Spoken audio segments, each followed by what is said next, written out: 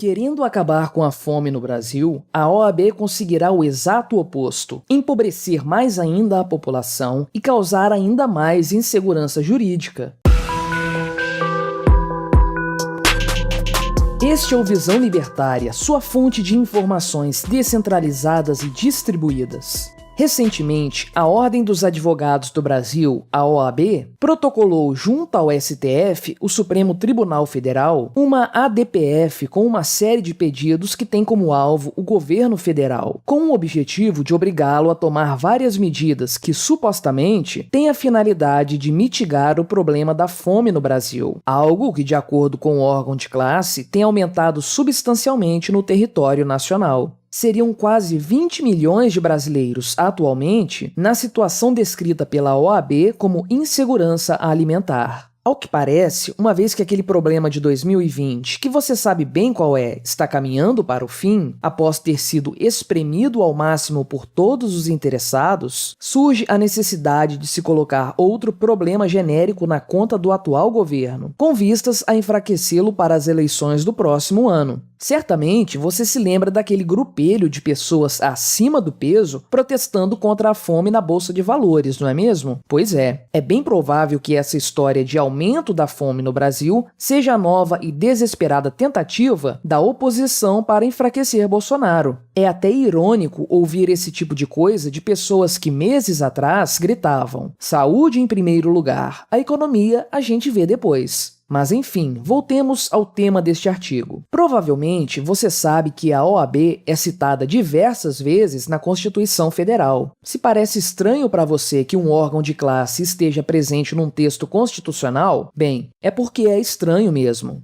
Mas isso reflete bem a relação bastante íntima entre Estado e OAB, que já perdura há muito tempo. Nos últimos anos, porém, a entidade tem desempenhado um verdadeiro papel político, se alinhando claramente a pautas esquerdistas e progressistas. Não surpreende, portanto, que Felipe Santa Cruz, que já foi candidato a vereador pelo Partido dos Trabalhadores, o PT de Lula, e que é filho de um ex-militante comunista, tenha sido eleito em 2019, já durante o governo Bolsonaro, para a presidência da OAB. Desde então, a organização passou a atuar como uma fonte de oposição ao governo federal, especialmente quando representada por seu presidente. Em primeiro lugar, é preciso deixar claro que numa sociedade livre, órgãos e entidades de classe poderiam existir e provavelmente existiriam mesmo. A livre associação é um direito humano fundamental e deve ser respeitado. A diferença, porém, é que numa sociedade livre, nenhum profissional seria obrigado a se filiar a qualquer entidade que fosse, nem seria impedido de exercer seu ofício por não estar associado a qualquer órgão de classe. Todos seriam livres para participar ou não de associações profissionais, independente de qual seja sua área de atuação. Nos atuais moldes, portanto, funcionando como um monopólio de participação obrigatória, a entidade em questão fere os princípios libertários. Isso posto, porém, vamos analisar os pedidos feitos pela OAB ao STF e se eles de fato fazem sentido, levando-se em consideração que o suposto objetivo da entidade é combater a fome no país. Segundo a petição assinada pelo já citado presidente da entidade, o aumento da fome no país é fruto do desmonte de políticas públicas ineficientes e deficitárias no combate à fome no Brasil, acarretando redução de investimentos relacionados às políticas sociais. Aquela balela de sempre, que já conhecemos bem.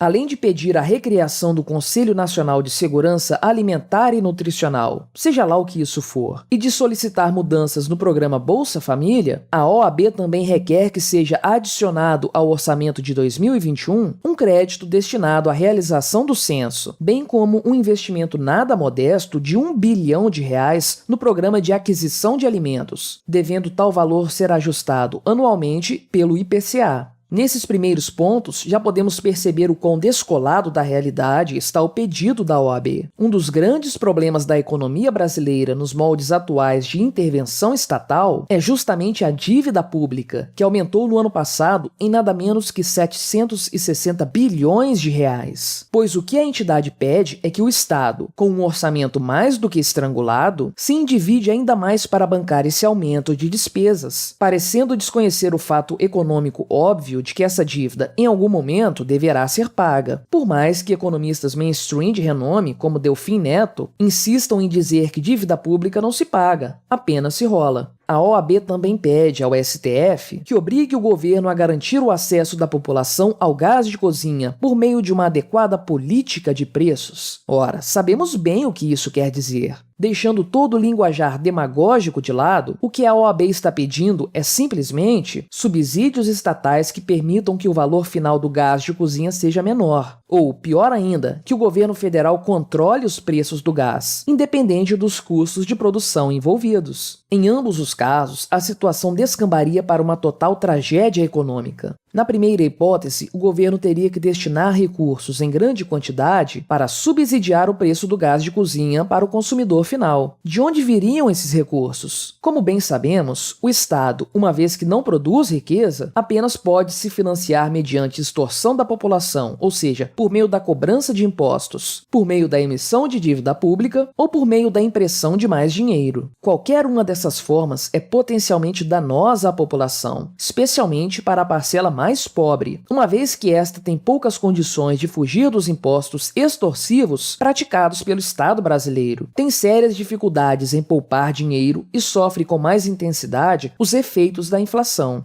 A segunda hipótese, por sua vez, levaria a um grave desabastecimento em todo o território nacional, como já vimos acontecer muitas vezes no passado. Mais uma vez, quem sofreria mais seria a população mais pobre, que não pode recorrer a outras alternativas para cozinhar seus alimentos e que precisará sacrificar mais do seu orçamento mensal para comprar gás de cozinha no mercado negro. Mercado este que, inevitavelmente, surge em tais situações de controle de preços. Dentre todos os pedidos da OAB, porém, aquele que tem o maior potencial para destruir a economia do Brasil é o retorno do auxílio emergencial, no valor original de R$ 600 por mês. Como no exemplo citado anteriormente, o retorno do auxílio emergencial obrigaria o governo a cobrar mais impostos, emitir mais dívida ou depreciar ainda mais a moeda. Não é preciso ir muito a fundo na teoria para perceber essa realidade. Sem dúvida, o súbito aumento no índice de inflação acumulada, o citado IPCA, que temos visto nos últimos meses, se deve à expansão da base monetária praticada pelo governo brasileiro desde o ano passado, justamente para custear o pagamento do auxílio emergencial. Ainda há outros tantos pontos na ADPF protocolada pela OAB, mas o ponto central já está bastante claro. Buscando supostamente combater a fome, o órgão de classe apenas conseguirá, caso tenha seus pedidos atendidos, piorar ainda mais a situação econômica do país. Com mais intervenção estatal, a moeda corrente tende a se depreciar num nível maior, o que vai aumentar ainda mais e de forma generalizada os preços, inclusive do gás de cozinha e dos alimentos, itens que teoricamente motivaram o pedido da OAB. No fim das contas, os pobres ficarão ainda mais pobres se os pedidos do presidente Felipe Santa Cruz vierem a ser atendidos pelos Supremos Ministros. Não é uma atitude errada querer dar uma vida melhor para a população pobre de um país. Se esse realmente é o objetivo da OAB, ou se isso não passa de uma jogada política, fica a critério de cada um decidir. Contudo, ainda que a entidade esteja agindo com a melhor das intenções, o fato é que se seus pleitos forem acatados pelos ministros do STF, nós teremos o exato oposto do resultado almejado. Veremos o aumento da pobreza no Brasil e uma piora generalizada na vida já sofrida da parcela mais pobre da população. Se a OAB quisesse realmente melhorar a vida de todos os brasileiros, ela deveria agir justamente na área em que seus membros possuem mais conhecimento, no direito. É fato que um dos grandes entraves para o crescimento econômico do Brasil é a terrível insegurança jurídica que impera nestas terras. Por que não vemos a OAB empenhada em apoiar projetos de lei que tragam maior segurança para as negociações e contratos e que coloquem restrições à atuação do Estado na vida dos indivíduos? Se a OAB quer justamente a riqueza do povo brasileiro, por que não vemos a entidade lutando por mais liberdade? O fato, porém, é que esse órgão de classe monopolista quer ainda mais Estado, mais restrições, mais leis estapafúrdias, porque tudo isso aumenta o poder da classe judiciária do país. Faça uma pesquisa. Visite uma turma de estudantes de direito e pergunte quantos dos presentes pretendem ingressar na carreira pública. Você provavelmente se surpreenderá ao saber que quase todos os alunos desejam prestar um concurso público no futuro. Mas isso nos dá uma boa dimensão da origem do problema da OAB. Tanto aqueles que já são advogados, quanto aqueles que futuramente ingressarão nessa carreira, querem mais Estado justamente porque querem fazer parte do sistema. Obrigado por sua audiência. Este artigo foi revisado por JJ Liber, escrito, narrado e produzido por mim, Quintessência. Se você gostou deste vídeo, clique no ícone de curtir abaixo e compartilhe o vídeo em suas redes sociais. Se você deseja ser notificado de outros vídeos, clique em se inscrever e depois no ícone da campainha. Até a próxima!